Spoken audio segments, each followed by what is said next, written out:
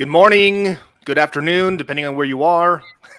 Hello, everybody. Welcome to another episode of the Justice Revolution. Man, it's so good to be with you guys today. July the 3rd in the year of our Lord, 2023. I'm your host, James the Patriot. I've got with me my beautiful and lovely co-hosts, Justice and Erica. Say hello, guys.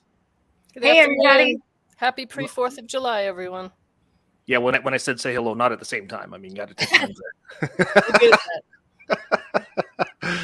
Oh, heavens, my goodness, so much to talk about. It's been, let's see, we didn't do a show last week because we had some things come up on Friday, which is okay, it happens. But this actually works out well because you guys all know how much I love this country. You know how much I love history. You know how much I love our Constitution. And so I feel like this is the best day to do a show. And we are fortunate to have with us the one and the only, the legendary Dr. Graves from Jurisdictionary. Say hello, Doc Graves. Hello. Oh my gosh, this is okay. So how many times have we been on a show together? A couple times now, right? 2 or 3 times? 2 or 3 at least. Yeah. But usually we've been guests on someone else's show. So I'm thrilled that Doc Graves was kind enough to join us for our show. It's an honor and thank you. Yes. So we've got a lot to cover today. We're not going to spend too much time. I know a lot of you are probably looking to get out of town, do some camping, go celebrate the birth of our nation. So with that, happy birthday, America. 247 years. Hoorah. 247 years. Can you guys believe that? I mean, and here's the thing. Do you guys know how long the Roman Empire lasted? You guys know? Somewhere in the back of my mind, but no, James. No? Dr. Graves, do you know how long? 300 years. It was over 500 years. It was over 500 years. Yeah. So we are only halfway, a little more than halfway to what the Roman Empire did. So, and we all know how that fell. So let's really hope we don't end up in those shoes. But we are also kind of experimenting, you guys. I mean, obviously we're doing our show earlier in the day than what I typically do. I'm on Mountain Standard Time, so it's a little after 10 o'clock in the morning here. I know those of you who are on Eastern Time, it's noon. Dr. Graves, I know you're in the Eastern Time zone. So will you guys let us know if you prefer this time? If you do, I'm happy to move the show earlier in the day. It's just there's obviously a lot of things going on. I know the evening would be the best, and I'm still trying to nail which, when school starts again, that'll be a lot easier. During the summertime, my evenings are just, I want to spend time with my wife and kids, and I want to just go out and have fun. So it's really difficult to be able to put together a show during the evenings sometimes. But anywho, with that, let's get going into stuff. First of all, let's get just a brief news roundup. Erica, what's new in your world since we spoke last? Oh my goodness. I'm going crazy with harvesting all kinds of stuff. I found a massive amount of wild lettuce all throughout my mullein patch, and so I'm making pain medication, and then the pokeberries are coming in, and so I'm going to be making my arthritis jam, and I'm going to be able to do quite a few things with my jewel weed. I'm making some soaps and salves and some vinegar solutions for healing poison ivy, and just ear infections with my mullein flower oil, and roaming all about, just collecting things from the earth that God grows for us in abundance. Nice. That's good to hear. So exciting. I love it. Yes. Very exciting. Justice, what about you? What's new in your world? Well, we've been hanging with the horses. It's horse time. My daughter took a love for horses, and we've been spending oodles of time at the barn, and she's been learning, and that's our thing. And also, like Erica, and those of you, again, if you're new and you don't know who Erica is, Erica spent time as a registered nurse for many years. She was at the top of her game in that industry, and she protected the patients during COVID. Needless to say, she's opening her own natural healing center, and we'll get you more information on that. And that's what she's talking about also when she's doing that, is learning about nature and natural medicines. But so I'm excited too, because everything's growing now, right, James? Finally in Utah. And I've got mullein popping up, and thimbleberries and elderberries and all kinds of great things. So I love and always have loved the gift that God gives us in nature. So Enjoying the summers, enjoying the summer afternoons. That's what we're doing. You know, we've here in Utah, we've been blessed. We really have been. The last couple of years, we're really in a serious drought, as Justice can attest to. I mean, Justice lives up in the mountains here, and you know, it was really dry up there. It was really bad. Wildlife was being pushed further and further down into the valleys looking for food and water. And as we told you guys, this last winter, we had a record amount of snowfall. This spring, we've had record amounts of water, rain. Yeah. We've had a lot of rain. So we truly have been blessed. You know, God has blessed us with the moisture that we've needed.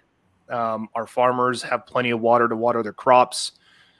There are a couple of things a couple of myths I want to dispel. So I'm getting up on my soapbox for a second. Bear with me. There's a big push here in Utah, and Justice can attest to this. And maybe you guys have seen this, Dr. Graves and Erica, or maybe you haven't, but we have this I don't know what you want to call it, a natural, I mean, it's not a phenomenon, but I mean, we have the world's second most saltiest lake in the world. Oh, yeah, the Great Salt. Great Salt Lake, okay? The only thing saltier than this is the Dead Sea, okay? So what's interesting is there's been a big push from our government leaders that the lake is receding, we're losing water, this isn't good, we can't let the lake recede, and blah, blah, blah, blah, blah, blah, blah, blah, blah. I just want to dispel this myth right now because that's complete and utter garbage, okay? And you're hearing it from me, it's garbage, and let me tell you why. Back in 1848, 1849, when the Mormon pioneers first settled this valley, we have a state park that's in the middle of the lake. It's called Antelope Island. You've heard of Antelope Island, Justice? Oh, I go there all the time. Yeah. Okay. So it got its name because one of the early explorers of this area, his name was John C. Fremont. He found the island, allegedly, and there were antelope, there were deer on there, antelope, and so he named it Antelope Island. What's interesting, though, is when he was exploring the Salt Lake Valley, well before the Mormon pioneers got here, he didn't have a bridge or any other way to get across the Great Salt Lake to the island. So how do you think he got there, guys? Any question? He swam. No, he rode his horse. On dry land. He rode his horse on dry land. So it wasn't an island. So it wasn't an island back then. Oh. Here's something else that's interesting. When the Mormon pioneers got here, a few years later, you guys know who Brigham Young is, right? You've heard of him? Brigham Young. There's a university named after him, Brigham Young University. Okay. When he came here and they were doing some exploring with the other Mormon pioneers, he rode in a wagon to Antelope Island. Yeah. So now let me ask you this. If this Great Salt Lake is receding, how was it possible that 100 or 200 something years ago, they were able to ride wagons to the island? It wasn't an island then. That's how. Yep. So now today we have a causeway. They built a causeway and there's a road that goes to it, and that's how we access the island. So I just want to dispel that myth. Nevertheless, we are thankful to God for the water that we've received, the moisture we received. It's very good for our crops and our farmers. And overall, it's just very good for our state. For our arid state, yeah. That's right. You know, we do live in Utah is an interesting ecological wonder, if you will, because we are technically considered a desert, but it's not like a full-blown desert like Arizona or parts of New Mexico or Southern California. This is actually a desert where we do get quite a bit of moisture, but during the summertime, that's where we get fewer and fewer amounts of moisture. So, all right. So enough of that. Stepping off my soapbox. Thank you for letting me have that moment. Appreciate you guys. Let's talk about some interesting things. So we have with us our guest, Dr. Graves, and today's show is the elements of law. There have been some interesting rulings as of recently coming out of the nation's highest court, the Supreme Court. I'm going to share my screen here. So for those of you who are watching, you can see this. And for any of you who are listening, I'm going to just talk through what I'm sharing here. But I want to get Dr. Graves' opinion on some of these cases. So the first one we're going to talk about, Dr. Graves, is this first one up here, 303 Creative LLC versus Ellenis. I'm not sure. Okay. Just a quick rundown. This case here, this was where someone was asking or forcing a Colorado web designer to put up a web page for a same-sex couple. And this web designer said, no, I don't want to do that. It violates my religious beliefs. They sued. They took it all the way to the Supreme Court. And what did the Supreme Court say in this one, Dr. Graves? Well, they said that she had the right to do what she wanted to do, basically. I don't know if you can see this little box right here. So it gives a little synopsis of the case. Basically, what the court said is that the First Amendment prohibits Colorado, so this is the state, from forcing a web designer to create expressive designs speaking messages with which the designer disagrees. So if you will notice, the opinion of the court had nothing to do with what other people believed, but it had to do with the fact of, hey, that web designer disagrees with this message. The First Amendment protects her right to do that. So that was the first case that people were losing their heads over. Do you guys want to comment on that at all, Justice or Erica, or should we move on? Seems like a common sense decision to me. Don't you think? Yeah, like you're being forced, like become an indentured servant to anyone who wants to make you do something that's like so anti everything that we stand for and believe in. Yeah. Good call. So there's, so that was a pretty, I mean, because if you guys remember a while ago, the big thing was like I think it was another case in Colorado, if I remember. It was a Colorado baker who didn't want to bake a cake. I think it was in Indiana, wasn't it? Because we had a huge, or maybe it was Indiana. I don't remember. Yeah. Yeah. Someone just commented on that. Yeah. My comment is it's so interesting to see the two-tiered system of justice, because we've had way more important cases try to get to the Supreme Court and they don't take them on, but they take on a case like this. That to me is very interesting. Yeah. I mean, the fact of the matter is the Supreme Court gets 3,000 or 4,000 cases, maybe more a year that they petition, and they take on less than 100 cases, maybe more than that. I don't know how many cases they take on in a year, but it's a drop in the bucket compared to the number of cases that are actually submitted to the Supreme Court. So that's interesting too, which we can talk about another time, is why is it that they get to pick and choose? You would think that if it makes it that far that they should go through every case. Maybe there's just not enough time. I don't know, but they're just the reality is there just isn't enough time to do everything that they want to, but they do review every single case that's submitted. So you can docket a case at the Supreme Court, but just because it's docketed doesn't mean that it's on the docket for them to review and to issue a ruling on. Like so a good example here is the Brunson brothers and their case. Right. They submitted to the Supreme Court. It was docketed, but the Supreme Court declined to take the case because when they looked at it, they said, "Oh, they don't have standing," and that's what they came down to. So they find a reason in law as to why they don't take the case. They don't, and oftentimes, sometimes it leaves you're scratching your head, going, "I'm really confused on how that is the case there." But okay. Well, yeah, it goes back to standing and jurisdiction and stuff as well. So yeah. So the next two cases here is Department of Education versus Brown and Biden v. Nebraska. These two are pretty much identical. Do you guys have a clue what these two are about? No. Okay, so there was the ruling that was issued. It says here, respondents lack Article 3 standing to assert a procedural challenge to the student loan debt forgiveness plan adopted by the Secretary of Education. Okay. So that was that case. This case here, Biden v. Nebraska, is basically the same thing. And this is a big thing. The Secretary of Education does not have authority under the Higher Education Relief Opportunities for Students Act to establish a student loan forgiveness program that will cancel roughly $430 billion in debt principal and affect nearly all borrowers. Mm-hmm. That's a big deal. Dr. Graves, what do you think about that? The Constitution does not create nor consider the rights of collectives. Rights are vis-a-vis between individuals. Mm-hmm. And if we are to have equal rights, then we all have equal rights. And no matter what the populist view may be with regard to, well, we'll boost this collective. Yeah. But when we boost this collective, we push down individuals and other collectives. Exactly. But if we're to understand the philosophy and the spirit behind the Constitution and behind our system of law, it is that when we appear before the court, we appear as individuals, not members of a collective. Correct. Or a subgroup of society. Does that speak to it at all, James?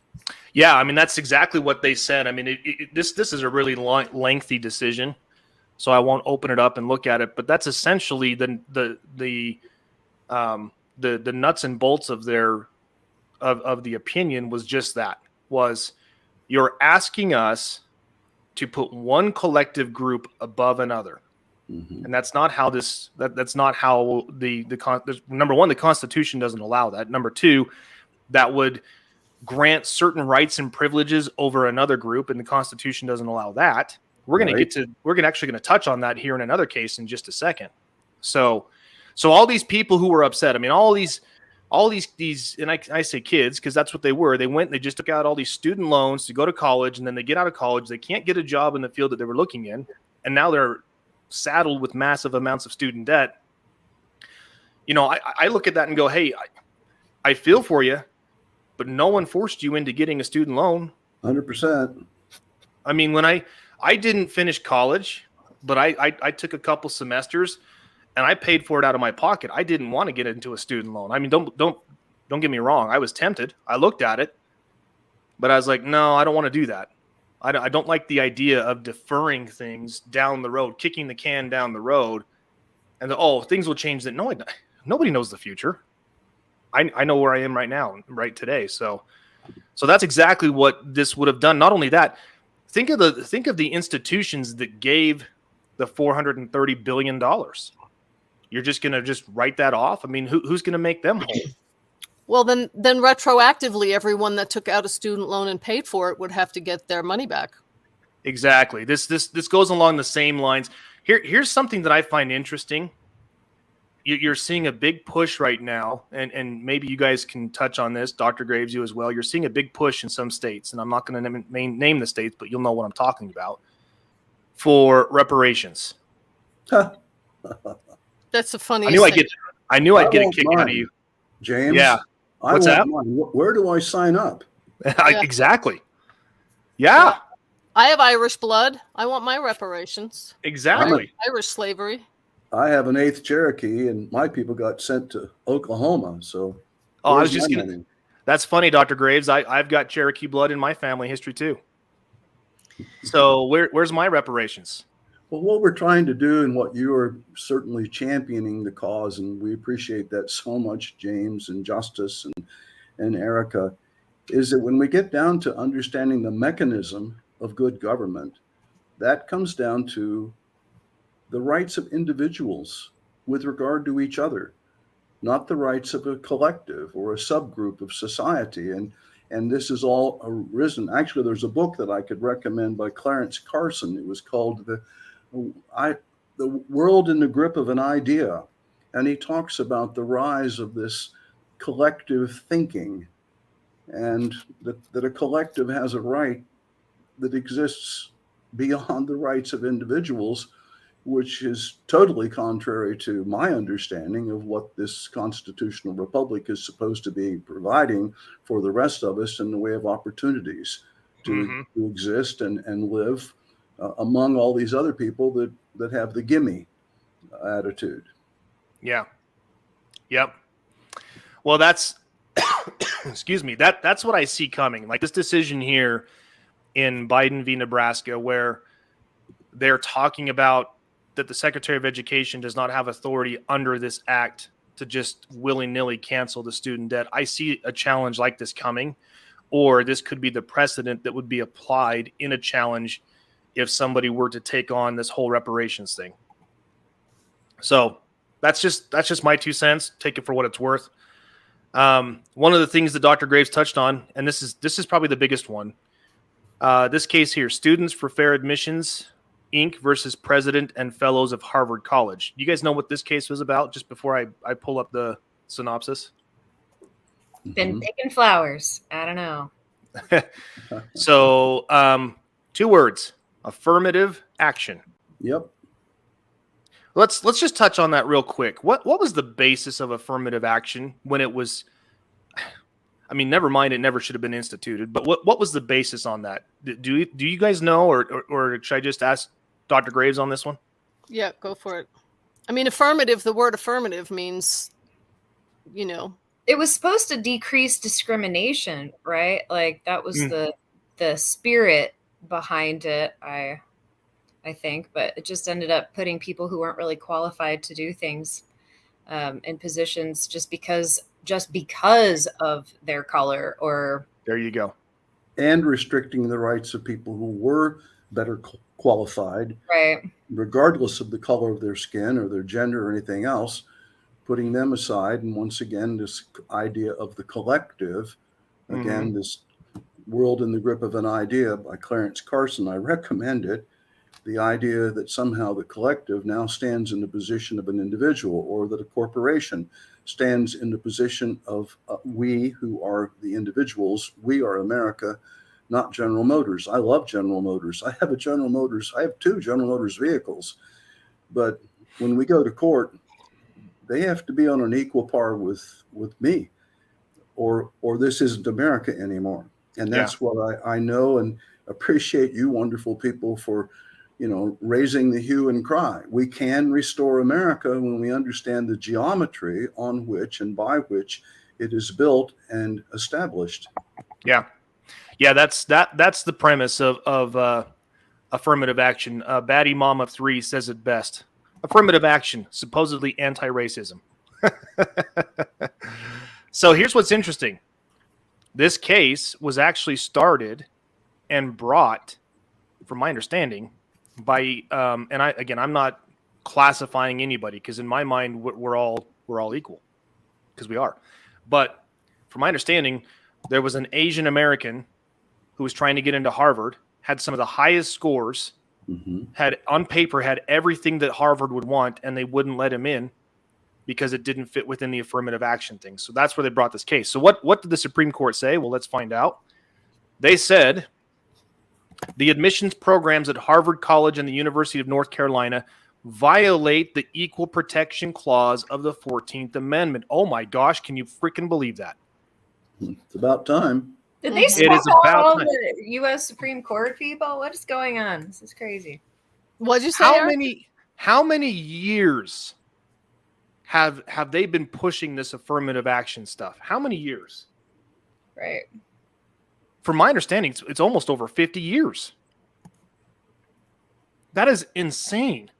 So for 50 years, we have been violating the Equal Protections Clause of the 14th Amendment. What is the purpose of government, guys? To protect the individual rights. Hello? I mean, I feel like I want to pull out to, I want to go Biff McGrath here. Hello, McFly, anybody home? It really does come down to that, doesn't it? It really is that simple. Yep. Oh, and we've gotten into this idea that collectives and subgroups somehow have to be recognized as if they were individual parties in deliberations before the court. That has to stop, and the only way to stop it is for more people to understand that the United States of America is built and predicated on a set of, not only just a set of principles, but the way I see it, a set of geometric truths. Yes. That can't be changed. You can't violate it. And when you do, you just invite more trouble. More and more people then get up in arms. Well, they did this. They got away with this. We should too, because, we have blue eyes. I mean, we're in the minority. We have blue eyes. Well, I can't think of orchestrated. I don't believe this is just an idea that's come across the collective society. I believe it's an idea that's been pushed and orchestrated to destroy our society. As we all know, if you've read the Communist Manifesto, it goes hand in hand and right along. Yeah. So it's terrible what they're doing, but more and more people are actually waking up to the fact that we are being manipulated, and that's such a beautiful thing. I thought it was so interesting when I read the first part of that, within the first 3 or 4 paragraphs, it's obvious that it's a con. The whole idea that the working class is now going to pull down the upper class, and it doesn't even make any sense. And yet look how many people have bought into it, because, you know, we offer you something, let us give you this, we'll give you this, and then you'll give us power. We'll give you this, you'll give us power. And it has to stop. And the only way I believe that it can stop is when people like you and our American Justice Foundation and other people begin to understand we're going to have to show people that it's just like my car. It would be a lot cheaper for me to put water in the crankcase instead of oil. Water's free, oil costs me money, but the car won't run well. We have to understand that this is a mechanism.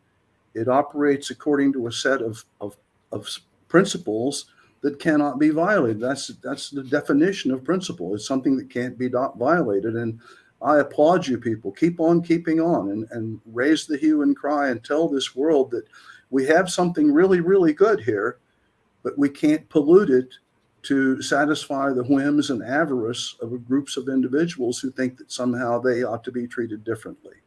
Amen? Well stated. That was beautiful.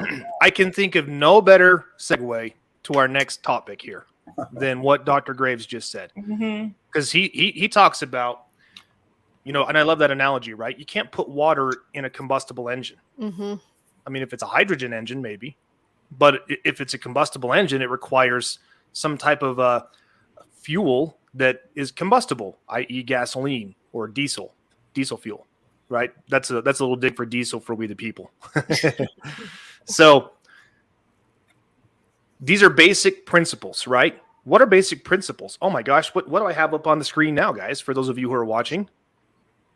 What a better time to talk about basic principles than on the eve of the founding of our nation 247 years ago, July the 3rd, 1776. Have you guys noticed too, and I just want to throw this out because it's kind of funny. Have you seen, like, on Instagram, there's these shirts. It has a picture of Thomas Jefferson and it says July 3rd, 1776. It's like, oh crap, that's due tomorrow. Have you seen that? I just thought it was funny.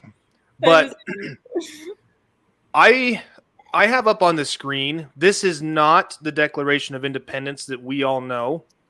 This is Jefferson's original rough draft. And I want you guys to see this. And I want to go through this as much as we have in the time we have left. I want to go through this, and I want to get Dr. Graves' opinion, Erica and Justice's opinion on, are we seeing any of these things today? Are we being subjected to these things?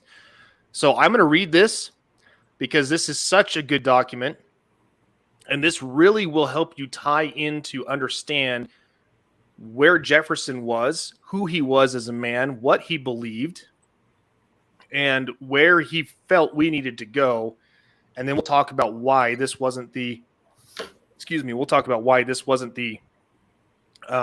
declaration that we've seen today. So this is Jefferson's original rough draft of the Declaration of Independence, and this is what he says. A declaration of the representatives of the United States of America in General Congress assembled.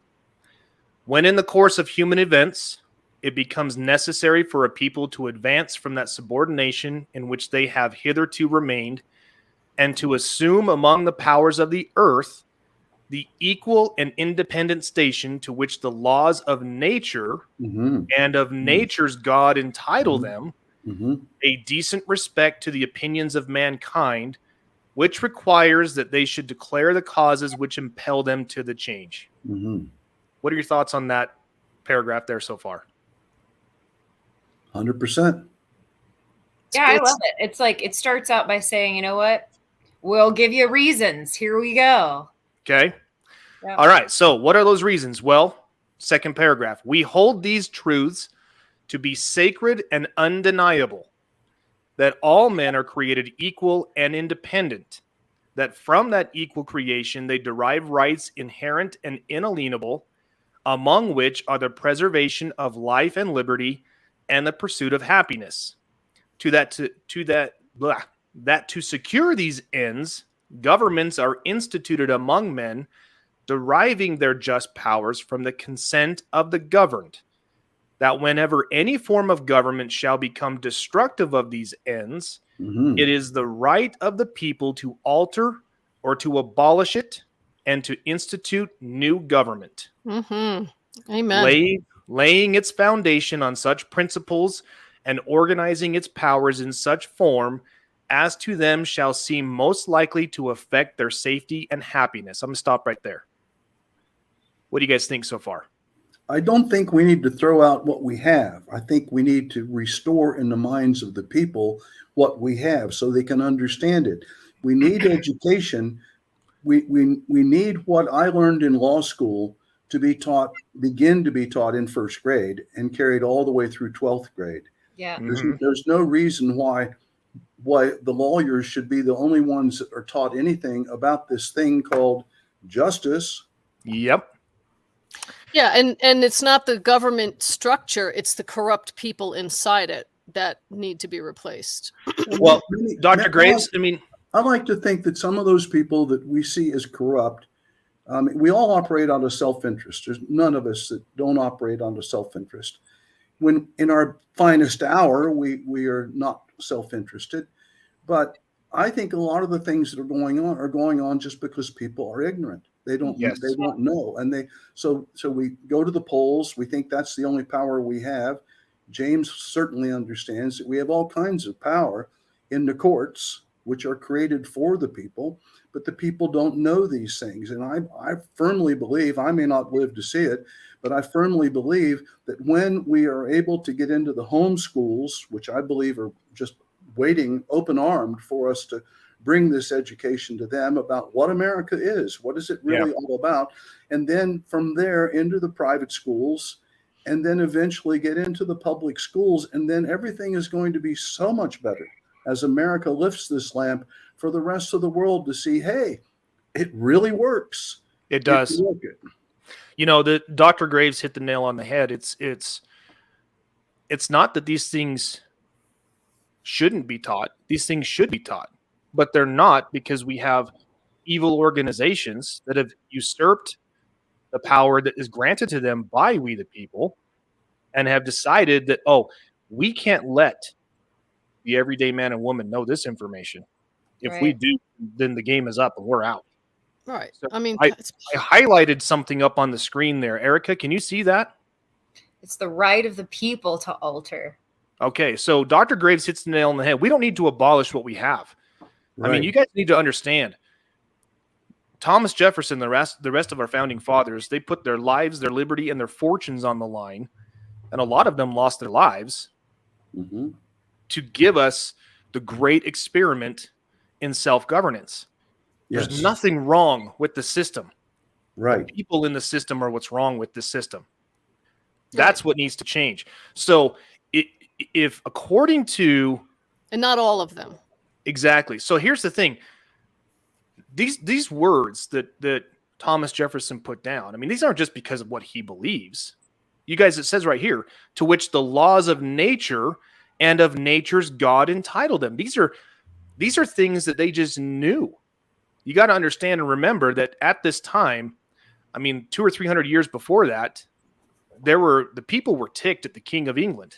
So much so that they forced the King of England to sign the Magna Carta, which granted, on paper, I should say, these rights that these guys just knew, that we know that we have these rights. Because down deep, we do know. And we know these things. It's not a matter that we believe them. You said that very well also. Once truth is revealed, real truth, we get right down to the capital T. Okay, reasonable people cannot disagree with the truth. Exactly. What we need is more truth. Yeah. In the minds of the people, and using the technology we have today. I would say this, James, that until the advent of the ability that we have now to communicate, when I was a kid, I had an amateur radio license. I could talk to somebody in Germany. Now I have the internet. I can talk to everybody on the planet. And we have this tool now that we did not have before. And we can do this. We will do this because of good people like you who are never going to give up. Never, Yeah. never go.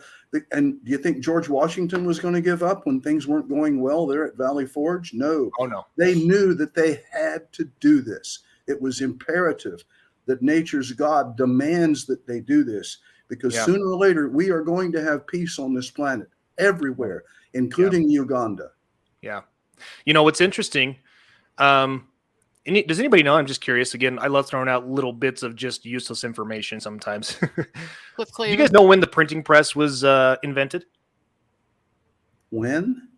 You know about the time frame the printing press was invented? Martin Luther. The late 1800s. No, it was way before that. 1500s, 1600s. No, I think it was somewhere in the late 1600s, early 1700s. Wow. And again, I'm going from memory here, so do not hold me to this. I'm probably wrong. This is my way out. Okay, this is my cop out here. From my understanding, and I believe it was invented by a German inventor. And from my understanding, I believe he was hung or killed because of it. Because what did the printing press do? It allowed the dissemination of information, baby. It allowed people to print massive amounts of information, because up until then they could only write books by hand. He died in 1468. There you go. Johannes Gutenberg. Okay, so I was right. It was a guy in Germany. Good. So the 1400s, that's a long time ago. Boy. Yeah. Mm-hmm. So and the powers that they didn't want people getting their hands on, like the first thing he printed, if I remember, mass printed, was the Bible, was it not? I believe one of the things. Yes, that was the whole point of it. That was the whole point of doing it. Yeah. And what's interesting is the printing press that he invented didn't change for about 200 or 300 years. So when books were being printed in mass printing, in the early 1800s and late 1800s, it's about the same as what it was from when he invented it. But the point is that the governments at the time, they didn't want that information getting to the people, because they knew that knowledge was power.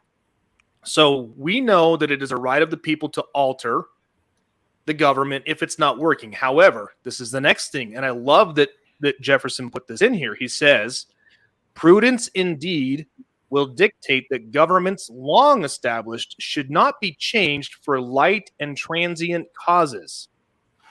So just because something you don't like doesn't mean you should just throw the government to the curb.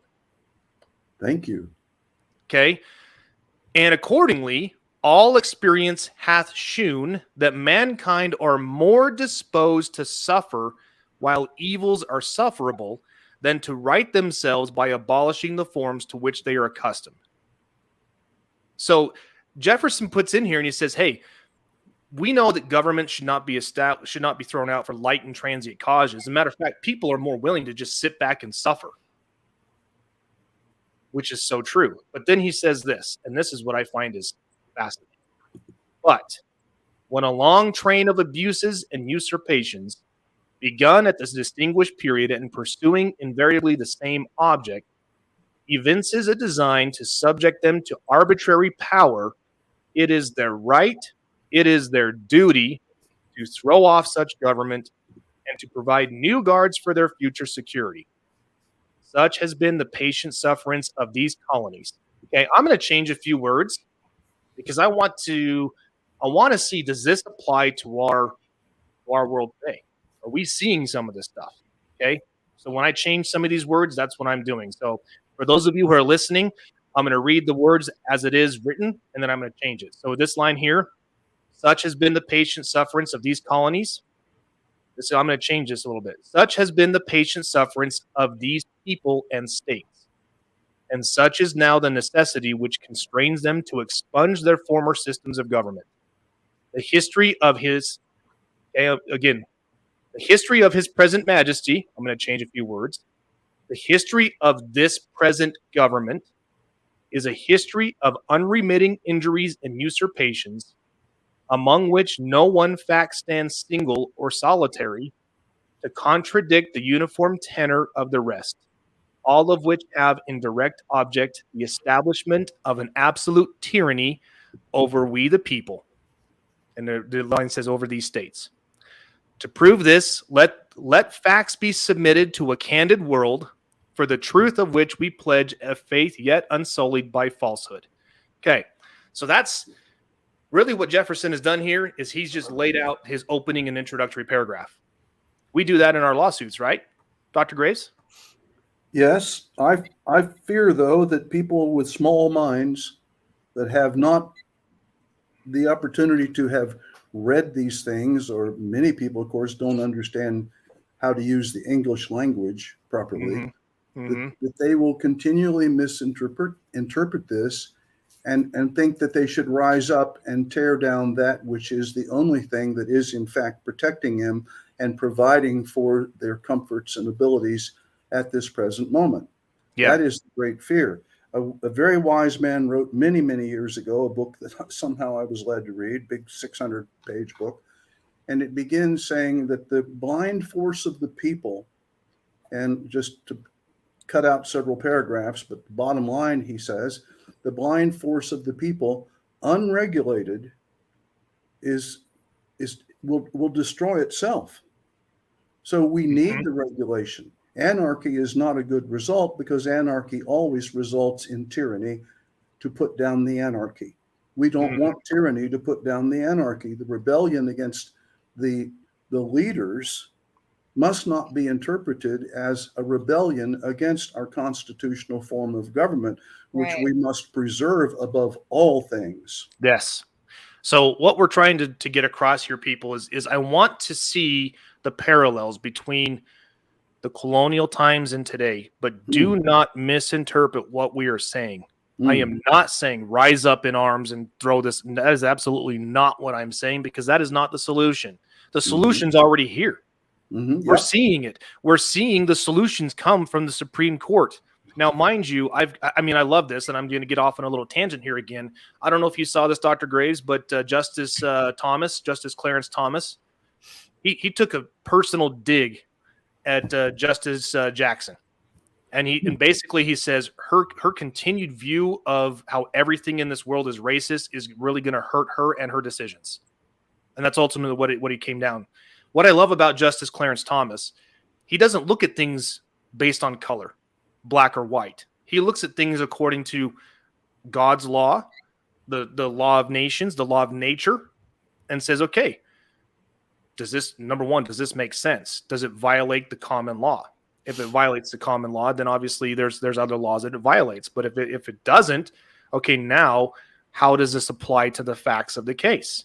Whereas Justice Jackson, the newest justice on the court, she's looking at things according to, well, what's the color of this person's skin? Yes. Yeah. That is a terrible. I mean, and here's the thing. I'm going to make a prediction, and this is just a prediction. This is just my gut feeling. Take it for what's it worth. I would be surprised if Justice Jackson is still on the bench at the Supreme Court in the next 4 or 5 years. That's just my prediction. Okay? Take it for what it's worth. All right, let's get back to this document here. So these are the facts that Thomas Jefferson is laying out in the original draft of the Declaration of Independence. Okay, so he's referring to the king, which was King George at the time. I'm going to change he to it, and it can be any number of things. Okay, it can be the federal government, it can be your state's government, it can be the bar association, it can be any number of things you guys want it to be. But just as I'm reading through this, I want you guys to think it has done this. It's like, oh my gosh, that's true. Has that happened? Okay. So the first one here, Thomas Jefferson says, he has refused. I'm going to change he to it. It has refused its assent to laws the most wholesome and necessary for the public good. Have we seen that today, guys? Yeah. Okay. Next one, it has forbidden its governors to pass laws of immediate and pressing importance unless suspended in their operation till its assent should be obtained, and when so suspended, it has neglected utterly to attend to them. Are we seeing that today? Have there been laws that we've needed to pass that have been ignored? Yep. What do you guys think, Justice, Erica? I don't know. I'm just always thinking that every time a law is passed, and it seems like another right is lost. So more laws doesn't seem to be a good thing to me in that one. And I don't know. I think they've been passing too many laws instead of not passing the ones they should. I mean, they probably aren't passing the ones they should and passing ones they shouldn't, but I don't know. It's Yeah, I mean, you got to take that in full context, and you're right. Okay, so when I read this line from Jefferson, it has forbidden its governors to pass laws of immediate and pressing importance. I see that as laws that are written to secure and guarantee rights. I don't see that as like what you're talking about. right. But I would agree. So yes, I have seen this. Even more so recently, I've seen this. Okay, the next one.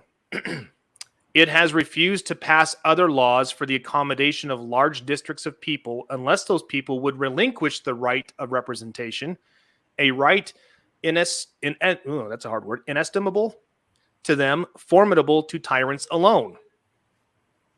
So we've seen that recently, haven't we? Guys, you there? I'm trying to, before I agree, I'm trying to think of what the example would be, and I can't think of any. So that's We why just had one, actually. We just had one. I'm working on fixing something. Sorry, James. You're okay. We just read a Supreme Court decision that abolished one of these. It was the student loan debt thing. Oh, okay. May I share something here?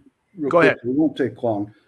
Chisholm versus Georgia 1792 decision had to do with a contract, and yet the Supreme Court, one of the first serious opinions of our Supreme Court, makes this statement: the common law has established a principle that no prohibitory act shall be without its vindicatory quality. In other words, that the infraction of a prohibitory law, well, I'm not going to go on and read it from his language. His language is a little tough for the average American today, certainly. But the idea is that we have these principles of common law, which come from the courts of chancery, for the most part, in England before this nation was born, and yet put this one in your pipe and smoke it. Nobody knows the common law, really, which is a set of cases: Hadley versus Baxendale, Brown versus Kendall, Paulsgraf versus Long Island Railroad, and these other things. That is what the common law is. And yet the only people who have ever been taught the common law in this country are lawyers. That has to change. The people in this country have to understand the common law so that we can stand on the common law and hold these justices in every level of our courts, and hold our legislatures and executive branches to obey the common law, because that is the foundation of this republic. Yes. And people don't know what the common law is. And today, because of the internet, there's no longer any reason why we shouldn't be teaching this. Again, would probably be a long time before we can get it into public schools, but we can get it into the home schools and then the private schools almost immediately. Yeah. It's going to take a lot of work. It's going to take a lot of finances. But what you are doing, guys, right now, it's the best we can do right now. But sooner or later, we have to understand that function, that architecture. For example, like you say, of the internal combustion engine, there's an architecture. And if you violate the architecture because, well, I don't feel like that today, oh, it shouldn't be, that's not fair, everything goes out the window, and then little guys get hurt. And that's what we have to stand up against. Yeah. That's essentially what Jefferson was saying here. So what he was saying 247 years ago still applies today. It's what we're saying today. Is again, these are facts that are laid out. What are facts? Facts are things that cannot be disputed. Right? So this is what has happened. This is why, when you go through Dr. Graves' course Jurisdictionary, he talks about how do you write a lawsuit effectively? Well, you have to be able to articulate facts. Facts cannot be disputed, especially if you assert those facts with your testimony, your sworn testimony, either in the form of an affidavit or in the form of open court testimony. Okay? So there's nothing different here with what Jefferson is saying. The difference is I want to know, is like, are we seeing these things today? And here's the thing is like, again, how many of you, those of you who are Justice and Erica, before we even had this show, did you know that there was a rough draft or an original draft of the Declaration of Independence? Did you guys know that? No, I did. Yeah. Erica, you didn't know? no. Okay. I mean, I knew there were lots of different drafts of, maybe I knew that, but And I say the rough draft, this was the draft that was submitted to Congress for their approval. It was not approved. We'll talk about why towards the end of the show. But this was ultimately what Jefferson wanted to send to the king. Okay. So let's move on to this because we're running out of some time here. I want to get through this. It's a super important document. Let's move on to the next one. The king has dissolved. Okay. Again, I'm going to change he to it. And you guys, it for whatever you want. The government, federal government, state, bar association, whatever. It has dissolved representative houses repeatedly and continually for opposing with manly firmness its invasions on the rights of the people. Yeah, we're seeing that today. It has refused for a long space of time to cause others to be elected, whereby the legislative powers, incapable of annihilation, have returned to the people at large for their exercise, the state remaining in the meantime exposed to all the dangers of invasion from without and convulsions from within. Wow. That's a good one. What do you guys think on that one? I get lost in the wording of things so easily. It's like I got to read it 10 times to just be able to understand what it's saying exactly. I don't know if let me see if I can paraphrase this. So and let's just say the government or whatever you want that it to be, it has suspended. God, I'm trying to think how I can word this without getting us banned. It has caused doubt during special times where people vote. Can I say that maybe? I'm picking up what you're putting down. You know what I'm trying to say? Yeah. And it has returned, and it is basically opened up the people to the dangers of invasion from outside and also from convulsions or invasion from within. So basically he's talking about lawlessness and unjust and and not being allowed or allowing the people to be able to take care of that.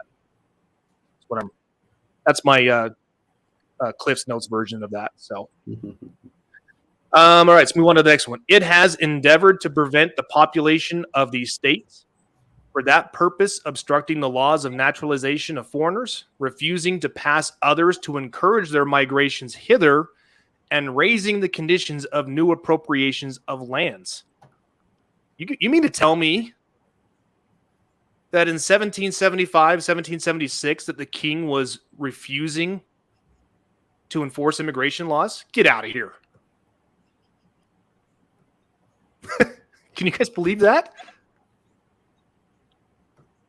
Border crisis. Isn't that amazing? Okay. It has suffered the administration of justice totally to cease in some of these colonies, refusing its assent to laws for establishing judiciary powers. That's not happening today at all. Right. Not at all.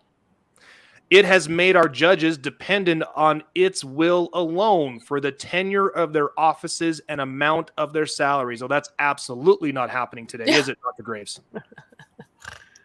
We have to educate our leaders. Yeah. It has erected a multitude of new offices by self-assumed power and sent hither swarms of officers to harass our people and eat out their substance. IRS, anyone? I'm just saying. What have we seen with that one recently, Justice? Oh, crazy. 87,000 new agents to harass our people and eat out their substance. Let me ask you this, Dr. Graves. Is it the government's job to make people homeless to fund the government? Well, of course not. But then is it anybody's job to alter the taxes so that one person who wants to make quilts for a living has to pay taxes where someone who wants to raise bees doesn't. Right. The idea of equality has to be restored, and it can only be restored when the American people themselves make up their minds that we're not going to go down this road anymore. We can't go any farther down this road, ignoring this concept of equality, which Jefferson clearly knew to be the truth. Yeah, because he already stated it. All men and women are created equal. You know, you guys have to remember, under the law. Exactly. You guys have to remember, at the time when Jefferson wrote all men, it didn't mean just men. Because at the time, men meant men and women. Yes. Human beings. Human beings. Okay? So get that out of your head that he was a misogynist, because he wasn't. Get that out of your head because he was a racist. He wasn't. You'll see here in a minute, okay? All right, let's move on to the next one. It has kept among us in times of peace standing armies and ships of war. No, that's not happening. It has affected to render the military independent of and superior to the civil power. Oh, that's absolutely not happening. You guys see where I'm going with this? Mm-hmm. It has combined with others to subject us to a jurisdiction foreign to our constitutions and unacknowledged by our laws, giving its assent to their pretended acts of legislation for quartering large bodies of armed troops among us. You can take out that last sentence for quartering large bodies of armed troops among us, but everything else, abso-frickin-lutely. That applies. This is another really good one. Is this happening today? For protecting them by a mock trial from punishment for any murders they should commit on the inhabitants of these states. For cutting off our trade with all parts of the world.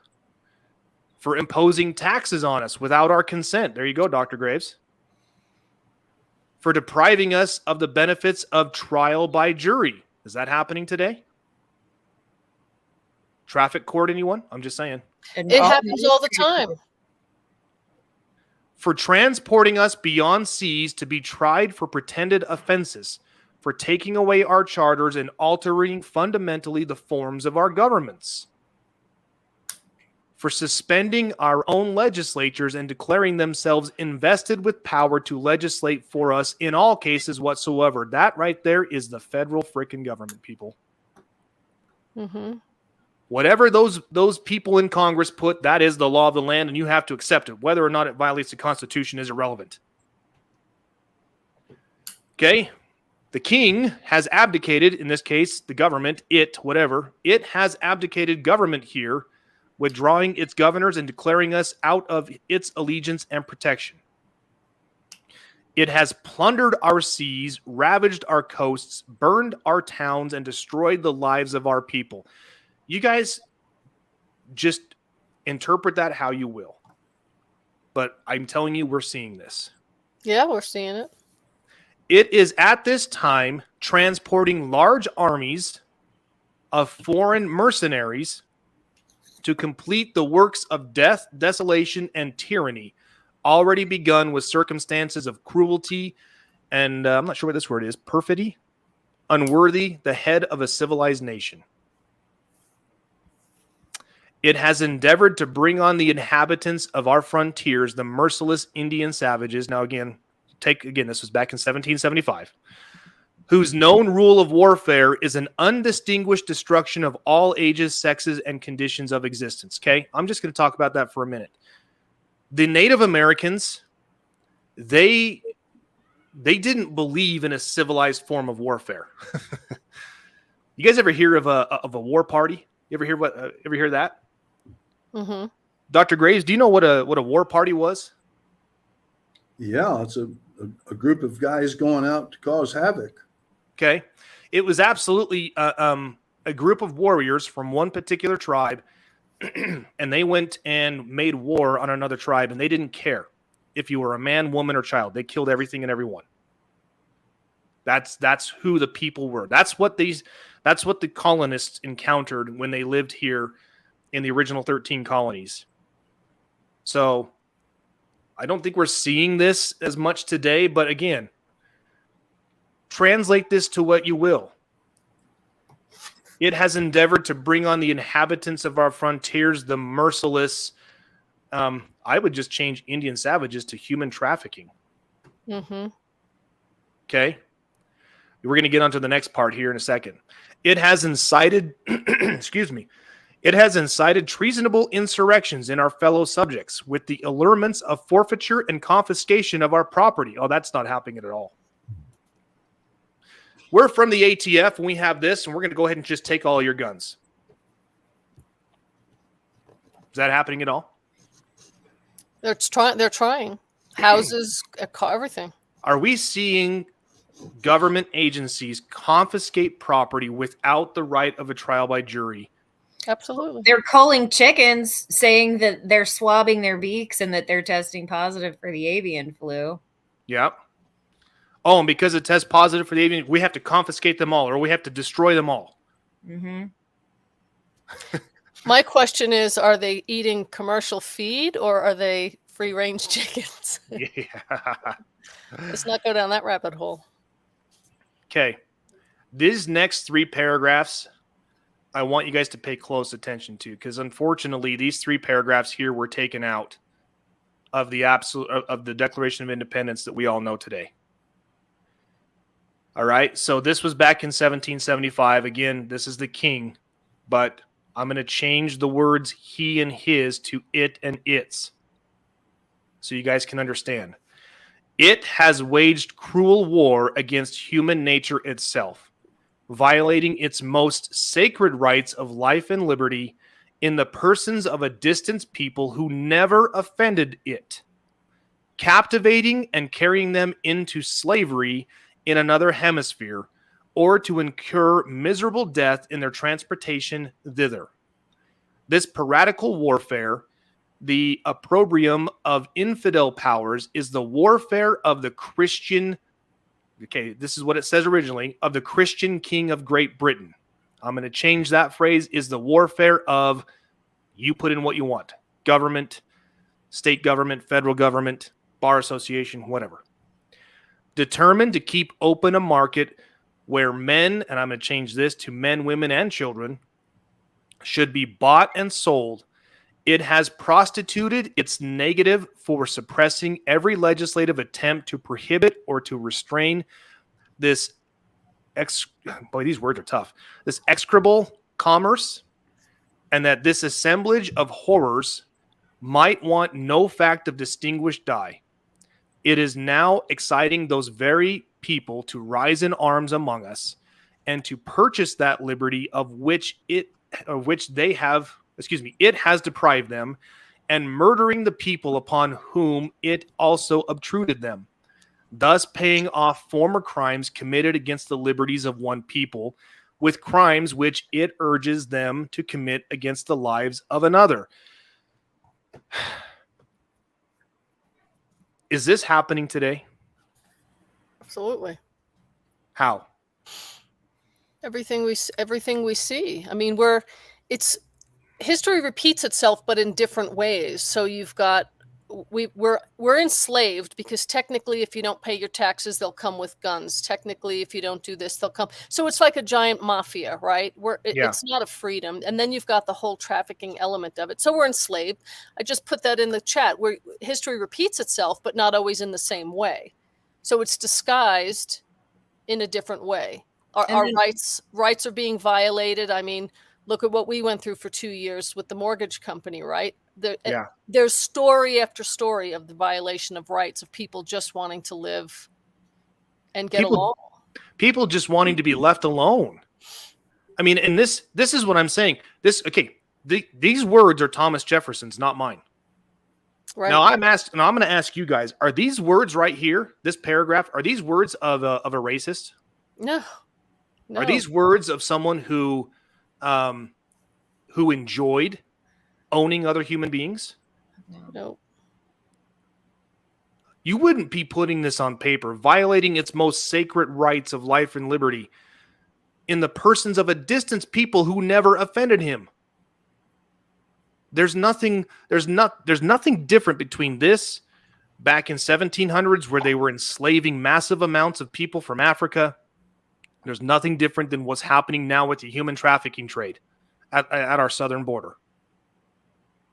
Go watch that movie, the one that just came out with that's about Tim Ballard. Tomorrow. That comes out tomorrow.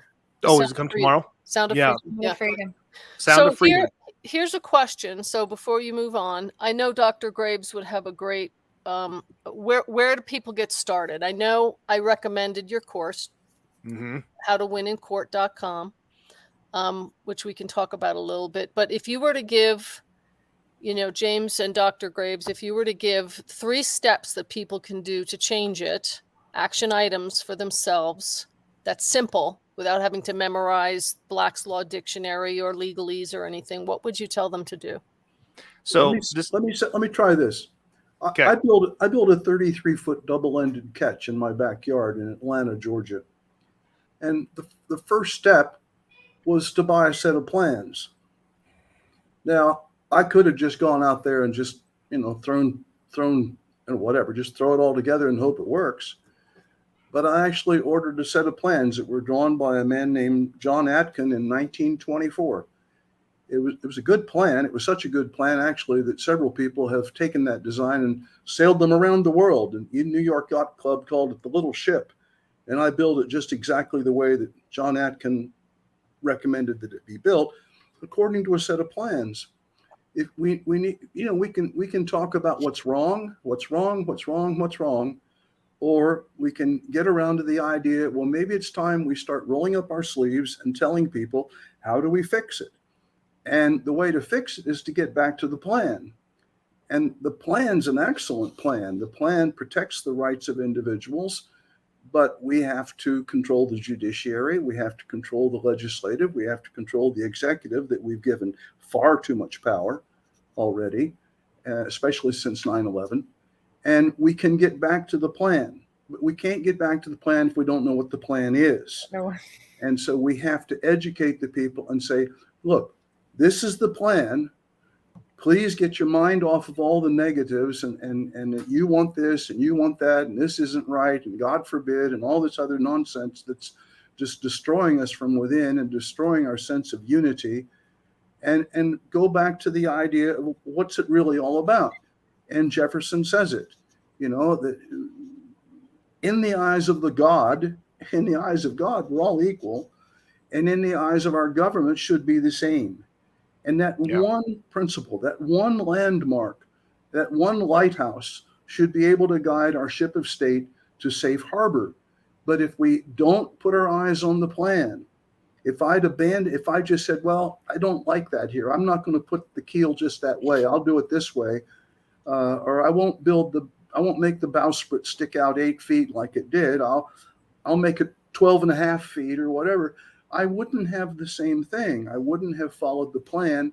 And I probably down the road would have been sorry when something happened and the bowsprit broke off in the middle of a storm. But I was in storms with it. It worked very well. I sailed it up to as far as Marblehead, Massachusetts from Florida. And it was a great little boat. But it was a great little boat, not because of my skill, but because I stuck to the plan. We need to stick to the plan. America is a plan. It's not people. It's a plan. Yeah. So I would. So here's how I'd answer that question, right? So Doyle Hillis asks the question. The question is, how do we change it? Doyle, we do this not by taking on these grandiose plans and going and trying to topple this or getting hundreds or thousands of people to sign a petition, and we take the petition to our legislative representatives and they proceed to ignore it, right? In that next paragraph that Thomas Jefferson wrote, he says that we have sent petition after petition. We've been met with injury after injury. It's been ignored. It's been ignored. So how do you fight it? You fight it in your own home front. You fight it in your backyard. Take on the battles that you can win. So Alphonse says this all the time, and Dr. Graves will know this as well. Alphonse says, until you learn how to get them away from you, you're never going to be able to make any kind of changes on the big scale. And he's absolutely right. Let me ask you this. What's more powerful? If we take thousands of us and we march on our state capitol and say, we want change, or if we take 10 or 15 of us and we start filing redress of grievances, i.e. lawsuits, and we start getting these lawsuits where there's not a thing that these people can do to defend against them because they're violating God's laws. Right. They're violating the plan. Right. So if we get 10 or 15 of us to do that in every single county in this country, what do you think is going to make a bigger change? Right. But first, I think we have to make sure that the people understand the plan. You know, Exactly. I can't fix something till I know what it looks like when it's fixed. Exactly. Otherwise, we have people meddling with something they don't understand, and they're only going to make it worse. Yeah. You know, Luke 10:19 says it best. It's a group effort on many fronts, but it is an individual initiative. And that's so true. Mm-hmm. This is why, you guys, this is why I started this show, the Justice Revolution. I'm not trying to start a revolution, not in the terms of a revolution, right? How many revolutions have we seen throughout history? Well, we know about the American Revolution, which ultimately ended up in good, but what about the French Revolution? How did that turn out? Not so good. Did you guys know that the guy who started that ended up losing his head? So didn't turn out very well for him and what he was wanting to do. So not all revolutions are that's not the right approach. And that's not what I'm saying to do. What I am saying, though, is you need to know and understand the firm things. Go back and read Thomas Jefferson's rough draft and go back and read the draft that was approved. You'll see the differences between the two. But know and understand that they knew these things to be self-evident. I mean, what does self-evident mean? It's like it's as obvious to me as the sky is blue when it's not stormy. That's what self-evident means. It means that when I open my door and the sun is shining, I'm going to see things that you cannot unsee, like a blue sky, birds flying in the sky, things of that nature. I live next to mountains. I'm going to see the mountains every time I open the door. That's what self-evident means. It's like it's for lack of a better term, it's just kind of like duh. Well, I think the truth speaks for itself, doesn't it? Yeah. Yes. Like, truth resonates on a frequency that humans can understand. That's why the last couple of years, that when people have been waking up and being like, wait a second, you shouldn't have been able to do that. Yeah. They may not have known the law. They may not have been familiarized with the founding documents of the country and what natural law is and what God's law is. But they know in their spirit something is wrong. It really is just a process of battening down the hatches and getting educated and then teaching your children and making sure that they can see it coming. That's what I'm doing. Like that's all we can do is just arm them with the truth, and then they can be light in the world. Yeah. I mean, it's again, there's a reason why you're seeing such a big push in some areas for tightening restrictions on things like the Second Amendment, things like the First Amendment. And just everybody needs to know and understand, just because it's written down on a piece of paper, that's not what grants you that right. I mean, these again, go back to what they said. We hold these things to be self-evident. We hold these things to be true because this is what we know is true based on the law of nature and God's law.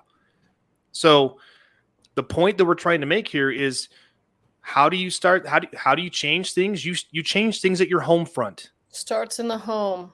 In the home. Teach your children. Start taking on those battles. You guys, everything I do, I post in my group. Everything I do, it's there. You guys want to know how to take on the battle with your local county and property taxes? It's there. You want to know what to do about the whole IRS situation? Research my videos. Everything that I sent to them is there. I mean, for what I can share. Obviously, there's a few things that are behind a paywall, and I can't disclose that stuff, but you guys know that. So I have nothing to hide, and I want to help as many people as possible make changes in your neck of the woods, because, again, we are not going to see the change that we want to see. We're not going to go back to where the government's only job is to protect our rights as opposed to generating revenue like it is today. We're not going to get back to that until more people stand up and go, wait a second. This violates God's law. This violates this law. This violates this law. And you're doing this under the color of law. That is no bueno. That means no good in Spanish, in case anybody's We wondering. just have to call it out. We have to hold people accountable and re-educate them, because I'm telling you, they don't know. Like I go to the courthouse all the time, right? And they're just like regular people. They don't know what they're a part of. They don't know what they're doing. They've got it so compartmentalized. Everyone only has one tiny part of the process. Yeah. So the more that we can like lovingly educate them and then just stand and be like, no. Yeah. Well, education is the key. Yeah. Education is the key. And it starts, again, Dr. Graves is not wrong. And you guys, this is not a plug for his course. You can take his course. You don't have to. I don't care. I just tell you, I've learned more from his course than I've learned from any other source. And he's constantly updating it. He's adding new things to it all the time. So if you want to know the blueprint, like he just said, you're not going to go out and build a shed from memory if you've never built one before. I mean, you can try. It's probably going to fall over. But you got to have a blueprint. Dr. Graves' course, Jurisdictionary, is that blueprint. I mean, here's a great example. Doyle Hillis says he has a friend who the Bi-County Health Department is trying to fine them for their garage roof being bad on the back of their property. Okay, here's my question. Who is harmed and whose rights are infringed by his roof being bad on the back of his property, Dr. Graves? I don't know. There you go. None of their freaking business, okay? If my roof is bad on my property, that's my problem and my problem alone. This right here is a massive overreach of government oversight, and that's a battle that your friend needs to take on, Doyle. They need to fight that. So if he wants to learn how to fight that, take Jurisdictionary course, jump into our group, Affidavits 101 on Telegram, jump into Alphonse's group, jump into Randy's group, the Law Society, listen to the Rule of Law Radio. You're going to find all these things. I have a question here for Dr. Graves that I highlighted about your course. So somebody posted this, Dr. Graves. Does the course cover eviction cases such as unlawful detainer? Every case turns on the same wheel, the same axle. There's this, allegations, proof, and motions. So the answer is yes, it applies to any kind of case, because what we're trying to do is establish what is the law with regard to the facts, what are the facts, and then who has the facts, how do we get the facts into the record, how do we get the law into the record, and then we move the court for a judgment. It's the same process, no matter what the case is about. And I don't know if that answered your question, but I think it did. But it's not specific to any particular kind of case, or it would be so out of control, so it would be so huge that nobody would be able to use it. But since it is the essentials, like a knife and fork, I got to have a knife and fork to have a meal. I guess I could eat it with my hands, but you have to have a knife and fork. But you don't have to have all this other stuff. So we're trying to give you the meat and potatoes so that you can deal with any kind of case by understanding what is evidence. Yes. Why do we make objections? What's the point of this? How do we control judges? And all of that applies to no matter what the case is about. And we've tried to keep it that way so it's focused, so it applies and can help as many people as possible. Okay. Yeah, just something I'll touch on there that Dr. Graves mentioned. Every single case, it doesn't matter what the case is about, unlawful detainer, family custody cases, which just break my heart. It doesn't matter what it is, but it all comes down to provable evidence. Whichever side has the evidence that can be proven and can be verified, that's the side that should prevail, in theory. But what happens is we see a lot of times these cases are often moving through these courts and there's zero evidence to support any of those claims. But they're still moving forward because, again, people don't object. They don't get it on the record. They don't take the next step to make sure that the evidence is there. We've talked about this before. Go back and review some of our videos and some of our podcasts on subject matter jurisdiction, in personam jurisdiction. What are they? Why does the court have to have it? Because, again, the beautiful thing about this republic that we have is that the founders knew all power is inherent in we the people. So the court does not just sit up on a pedestal and just has an immense amount of power that it can wield anytime somebody puts on a black robe and signs a piece of paper. That's not how this was designed. That court can do nothing inherently on its own until and unless someone an aggrieved party who A, has standing, B, grants the court the jurisdiction, i.e. gives the power that the court needs to take action. That's what we're talking about here. That's the evidence the court must have. Absent of that, they can do nothing, but they do it all the time because nobody objects and nobody does anything to fight it. So this is what we're trying to do. And I feel like I'm pleading because I really am. I mean, you guys, I can't tell you how many people send me private messages on Telegram asking for my I would love nothing more than just to help everybody who asks me. And I'm so sorry if I don't reply back to you in a timely manner, or if I can't get back to you at all. I am not ignoring you. I'm a husband. I'm a father. I have a full-time job. I'm doing this. I wish I had time. I wish I had the financial means to just do nothing but help people. But unfortunately, I'm not there. This is the only way I know how to get as much messages out there as I can. I'm doing what I can with what I have. So I promise you, I will help you as best I can. But I'm telling you, I cannot just work with you one-on-one. And don't offer money because I won't accept it. That's not the reason why I can't work with you one-on-one, because there's not enough of me to go around. That's just the reality. So this is why we do these things we do. This is why Dr. Graves does the jurisdictionary course, because there's so much information you can learn from that. Start reading some of these decisions. Start looking at these things from the Supreme Court and go, wow, we're actually getting back to the foundations that we should have been. We never should have left. Right. So right. Those are the things you need to do. Focus on the little things and understand.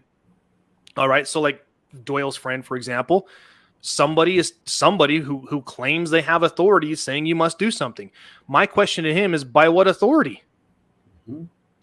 Because according to the state's constitution that I live in, all political power is inherent in we the people. I'm one of the people. Did I grant you the authority to come tell me what I can do with my property? I don't think so, Bubba. And I'm pulling a page out of Randy's playbook there. I don't think so. So why don't you go ahead and get a court order and come back and tell me then? Until then, get off my property. If you continue to harass me, I will take the appropriate legal actions. That's the approach to take. That's how you do this.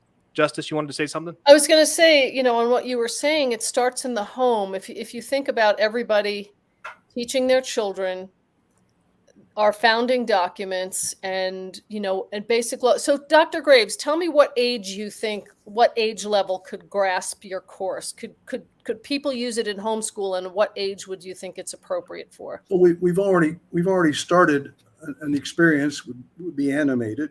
There's one of the first maxims that Blackstone put in his book, the Commentaries on the Laws of England, which was written way before 1700 something or other, that a thing similar is never exactly the same. Mm-hmm. So we're already creating an experience for the children. Involves an apple, Great. A banana, and a baseball.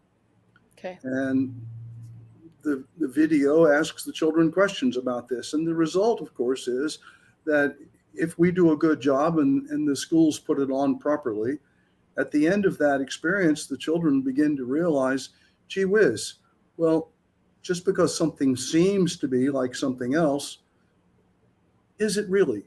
Maybe I need to stop and think. Maybe I need to use words powerfully the way they're intended to be used, and communicate these thoughts to the people that I have to deal with in life, and not make assumptions.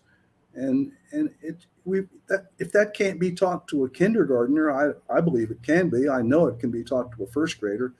I learned the ABCs in first grade. We were diagramming sentences by the third grade. Well, that was like the Schoolhouse Rock as well. So do you have this, do you have something available now, or it's in works? We're working on it right now. We've got the plans for these things. And there are several of us now that are working together. And like James said, dedicated ourselves to doing this. These other men and my sweet wife, we've all dedicated ourselves to promoting this concept called justice. And I wrote a note here I was going to share. We can, if we wisely choose, hold fast to and restore the principal that each of us, without regard to our membership in some collective, is equal to every other one of us in the eyes of the law. Right. Yeah. That's where it begins. That's the principle. And we can get back to that, but we're going to it's going to be a hard road, because we've allowed the American people allowed themselves to be indoctrinated with this idea that Marx used, of course, as you mentioned earlier, to try to con the people into believing that there's something other than reality, that there's an alternate reality. Well, there isn't. Right. There is no alternate reality. And if we don't get back to the plan that these extremely wise people put together back in the 18th century, then it's, I don't know, like my dad would say, Katie, bar the door. There's just no way that we can continue to go down this path with people just completely disregarding the principle. And so there you are. It's just wonderful. Great. That we can do this, because now we have the internet. We don't have to buy $1,000 worth of books published by West Publishing Company. I can go to Google and find out what the law is about dog bite incident or whatever, and we can all do this. But we have to stick to the plan. And I couldn't have built that 33-foot double-ended sailboat and sailed it to Massachusetts from Florida and back if I didn't have a plan. If I didn't follow the plan, it would have been ignorant. But the American people are getting away from the idea, thinking, well, politics is the answer. We'll just vote for this person. And those people in politics, all they're doing is pandering to you. It's pablum. Feed you the pablum, get you to vote. Give you the pablum, get you to vote. And it has to stop. Right. It absolutely has to stop. And I think it has to start in the first grade. That's where we stop it. And as we educate first graders, second graders, third graders, and so forth, those children are going to bring this information home to their mothers and fathers, who then are going to talk with other mothers and fathers. And they're going to begin, I hope, I pray, in time, they will begin to see that, by golly, we do have a plan. This idea of America really is something special. It didn't exist before. It doesn't exist anywhere the way it does here.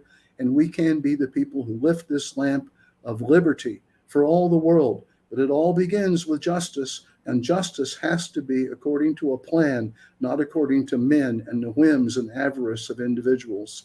Just cannot be that way. So we're going to press on, and we're not ever going to give up. Yeah, you can't think justice is served by the whims of the ideals of the day. Yeah. I mean, if you think that's justice, I mean that's what Justice Ketanji Brown Jackson, or I believe that's her name. That's what she believes, right? Because the whims of the day, this is what the mob or whatever, this is what they want. That's mob justice. Mob justice is not justice. That is not how this works. Well, the people themselves can enforce the plan, James. The people themselves can enforce the plan as soon as we show them what the plan is in a way that they can digest and understand and use. It's definitely a positive, doable thing, and we're going to keep on keeping on. And unfortunately, until they experience pain, because many people are just too eager to let other people handle everything. And well, if I'll say this, and then my wife's waiting for me to take her to lunch. It's a little late for us. Okay. But, if I had a little girl and she was in third grade and she came home and said, Daddy, the boys are coming into the girls' bathroom, and that's all I'd need to hear. That would be enough, that'd be enough pain for me. So I think we are here now where there is pain, and we have to give the people, those of us who know the plan, have got to give people the plan and try to encourage people, stop worrying about what's wrong. And let me just leave with one thought. This Bishop Fulton Sheen, long ago with black and white TV, before any of you three were born, he had a little program, and he ended his program at the end after he'd given us a nice little homily. And he said, it is better to light one candle than to curse the darkness. So let's light candles. Let's be lamp lifters. Let's shine this light into the darkness instead of letting the darkness overwhelm us, because the darkness has no power over the light. I agree. So it only has power when the light is withdrawn. But we have the light. It's been given to us by people who gave their lives for us to have it. And it's precious. And I will not tolerate anybody putting it down in my presence. I just won't. I won't hear it. I won't stand for it.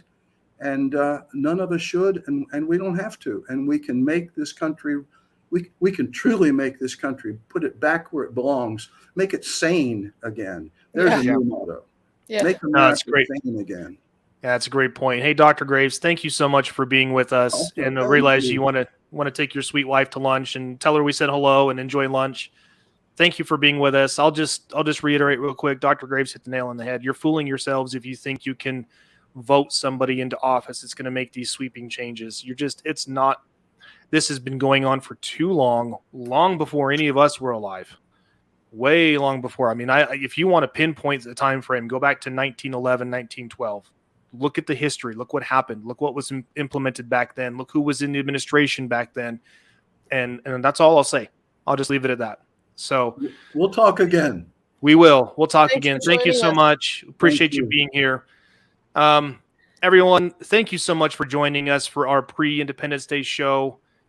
God, I feel so blessed that we've been able to do this. I was really, we were, Justice and I were talking last week about the show on Friday. She had some things come up, as did I. And I was a little bummed about that. But then when I said, well, hey, let's do a show on the 3rd, what better day to do a show where we're talking about the birth of our nation, the freedoms that we should enjoy, that we can enjoy, and that we will enjoy again. It's only until, I've been reading in the chat here this little dialogue, I don't know, or these things that Doyle has been bringing up with his friend, and he's just saying just these little things about his neighbor, and he says the first thing that happened to her was an attack on her property by the city because her grass was too high. Okay, here's the point I'm trying to make.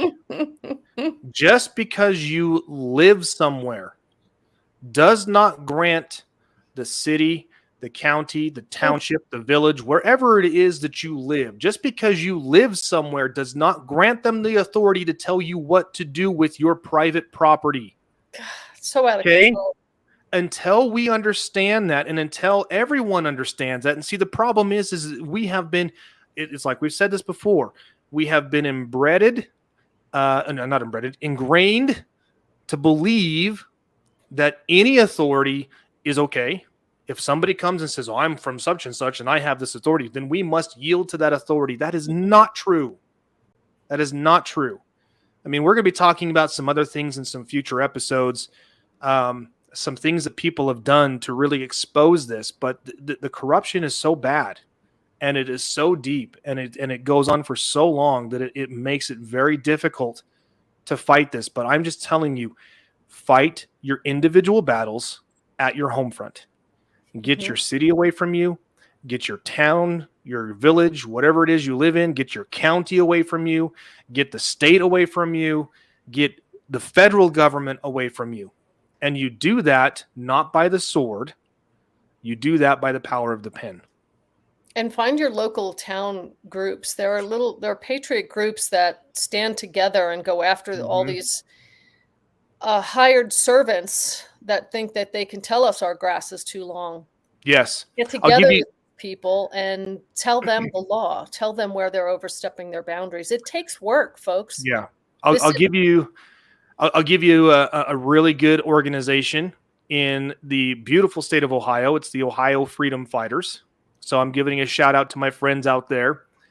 I was fortunate enough to, back when we first started this whole thing, actually before I even launched this show, they invited me to go out and speak and to teach and to educate some of their groups. And we had a hall of, there must have been 150, maybe 200 people there. It was fantastic. Mm-hmm. So groups like that, look for those. The Freedom Fund. Groups all over Utah as well. Yeah, they're in every state you're in. Every state that you're in. Yep. You're going to find a lot of like-minded people that are, just like Erica said earlier, it's like, hey, there are so many people that are like, this just doesn't feel right. This doesn't feel right at all. Deborah, she brings up the question, anything in New Jersey? Absolutely. Jump onto Telegram, ask the question into Telegram. You're going to find a whole bunch of people that are in New Jersey that feel the same way you do. I'm sorry, James, to interrupt. I find that if you type that into search in Telegram, like New Jersey Patriot groups or whatever, you'll find one. And there is a group, I'll try to post it in our Telegram, Affidavits 101. of all 50 states that has Yes. groups, and I'll post that in there. So you. Yes. Awesome. Awesome. All right, everybody, thank you so much for tuning in. We had almost 30 people watching our live show today. That's impressive. We've been on again, off again with the number of live viewers. So thank you, all of you who tuned in live. For those of you who are catching us on our podcast on Podbean or Apple or any of the other podcasts, thank you so much. We appreciate your support. We love you. Can't say this so much. Please share this show with as many people as you can. Likewise on Rumble and on YouTube and the other video channels were shared. Please like and share the videos. That's what helps to get these things out there. Thank you so much. We love you all. So with that, I'm gonna end the show. Happy 4th of July, everyone. Have a safe and happy 4th. Have a great barbecue or whatever else you might be doing. Fireworks, the whole 9 yards. Thank you all. We love you. Appreciate you. Erica, God bless you. Have a good 4th of July. All right. See ya.